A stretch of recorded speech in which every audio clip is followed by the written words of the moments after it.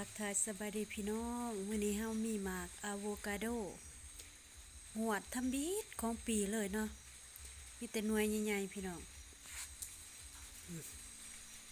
หน่วยใหญ่ขนาดน่าจะครึ่งโลเนาะส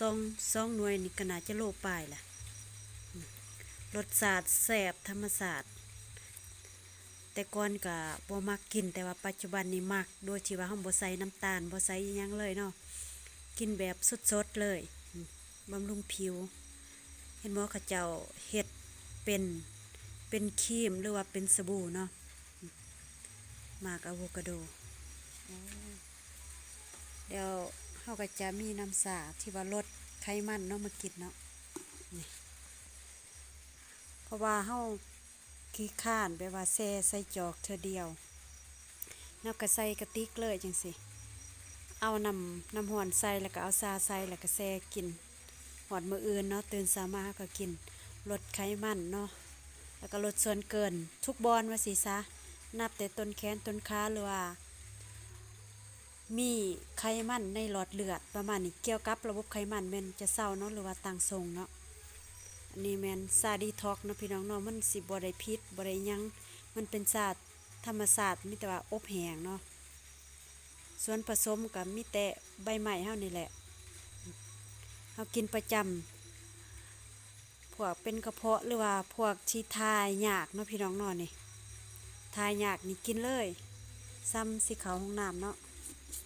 เฮาอัดไว้ให้น้ำมันเหลืองถ้าว่าเฮาใส่หลายน้ำน้อยมันแห้งเหลืองเข้มข้นดีมื้อนี้ฝนก็สิตกอีกแหละ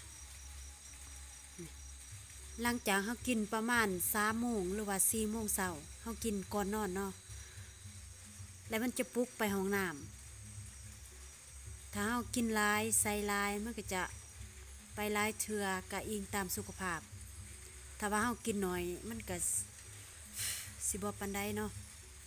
แต่ว่าทันบิดเฮาก็กินเทื่อละน้อยก่อนถ้าว่ามัน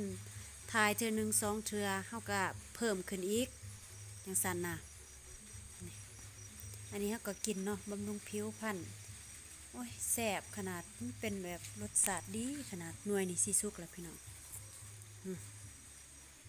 สุกแล้วนี่มื้ออื่นก็กินได้มื้อนี้ก็กินได้แต่ว่ามันยังแข็งอยู่นี่หน่วยใหญ่หมากอะโวคาโดเนาะปากซองนี่ปลูกเองกินเองเนาะพี่น้องเนาะเฮาสิบ่ได้ขายพอปลูกไว้กิน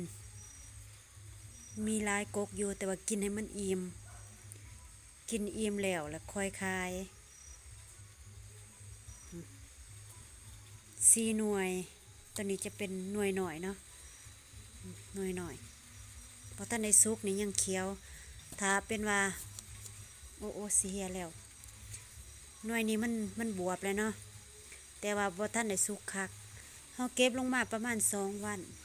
หน่วยนี้ยังแข็งอยู่ยังอีก2 มื้อแล้วก็มีมักนาวเนาะอันนี้มักนาวผักโปรดที่ว่าเฮาเก็บอันนี้ก็เป็นมักนาวหน่วยมักใหญ่ๆแต่ว่าน้ำลายได้พี่น้องนี่เฮาเก็บเพราะว่าเฮาบ่ได้ซื้อเนาะปลูกเองกินเองโอ้เต็มเลยสดๆเลยพี่น้องเพราะว่าเฮาบ่ได้ซื้อจากแม่ค้าเนาะเอาลงจากกกนี่มื้ออื่นก็กินได้ล่ะเฮาบ่มีขากล่องเนาะ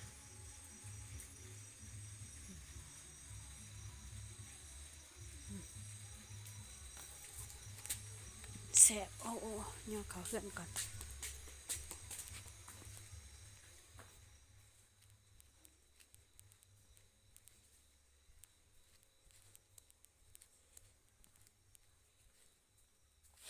โอ้